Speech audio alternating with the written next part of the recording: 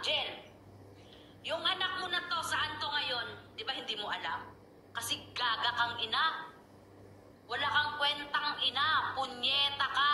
Jel, tandaan mo. Pinukpukan ka lang ng lalaking iniyot-iyot kumbaga.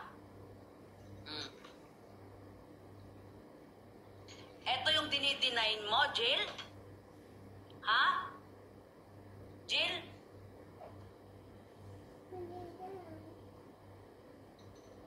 Eto yung babae mo na anak na tinuturuan mo ng kapokpokan mo, ha, Jill?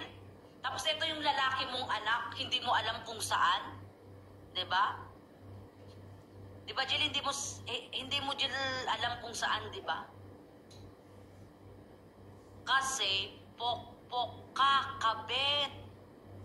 Ngayon, mangbabalahura kayo ng tao dito, no, na akala nyo, hahayaan ko kayo. Sa tingin nyo, ang pinanggagawa-gawa nyo ng kwento, mabuti?